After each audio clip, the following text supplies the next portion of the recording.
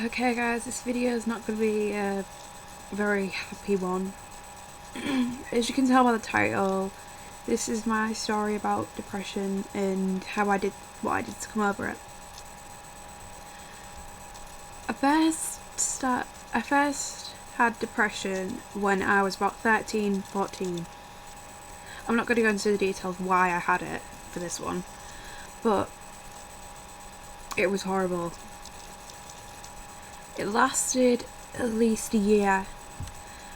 I had it for about 3-4 months before I told anyone, because I thought they'd look at me differently, and because I was 13, 14, I didn't really know what people would think. I found it so difficult. Even getting out of bed was hard. This was the time I first self-harmed. It was only about a small cut on my forearm, which was like 2 to 3 centimetres long, but it still hurt. And I still have the scar today. It's honestly the worst thing that I've ever done or decided to do. And at first I thought I'd never get over it, but after a while I found out that I could. I was worth it. And the people who helped me get over it were my mum, my dad, the rest of my family, and a lot of my friends. And of course, I wouldn't really say this back then, but my school did help a lot. There was this counselling team at school that they really helped me. I don't know what I'd do without them, to be honest. The second time I got depression, I'd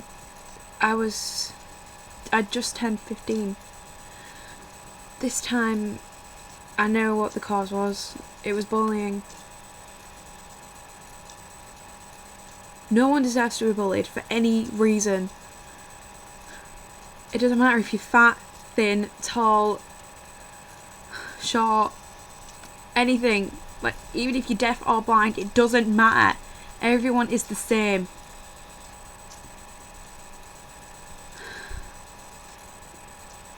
When I was at school, I was bullied all the time because of my sister. I mean, I love her to bits. She has quite a lot of mental disabilities, and everyone took it out on me and her. I don't know why.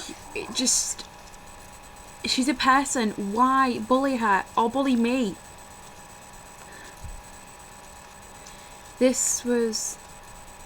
I had this cycle for depression for about a year or so. About 3 months into this depression, I just thought I'd had enough. I was really close to suicide, but I decided not to, because my family and friends would miss me too much. This was when I started self-harming properly. I remember the first time I self-harmed, I did 4 cuts on my right forearm. They weren't very deep, but they did hurt. And that was the start of the worst thing I could have ever imagined. It was only a day before I had to tell my mum and dad about me self-harming. My dad didn't really know what to do at first, but he was so supportive. My mum started crying, but what do you expect?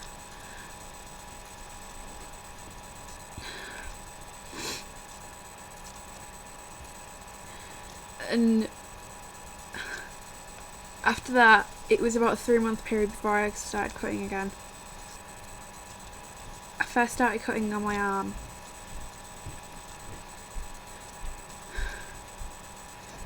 It was just above my elbows.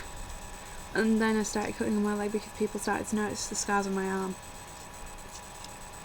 And then it was my wrist. I was so close to going to hospital.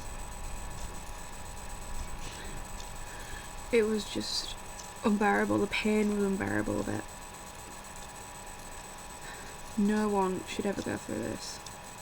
No one ever. Thankfully, I'm over this now. And I do sometimes have thoughts of self-harm, but I'm never going back. It's just I can't make people relive that again.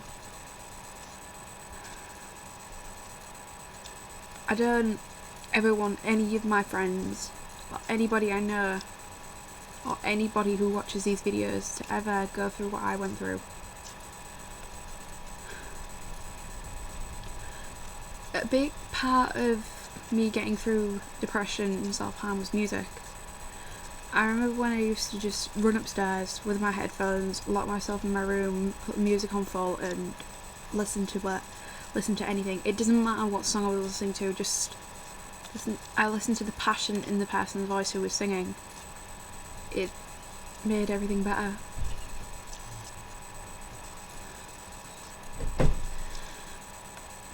I don't want anyone to deal with this or suffer through this.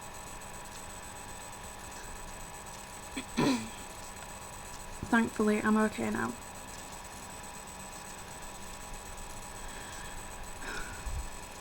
This means just comment below if you got any depression stories or anything. I will read them and I promise I will help. I'm here for you. Don't commit suicide, don't do anything that will harm you or others around you. We love you. We love you so much.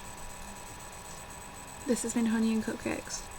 This video means a lot to me, so please like, comment and subscribe. Thank you.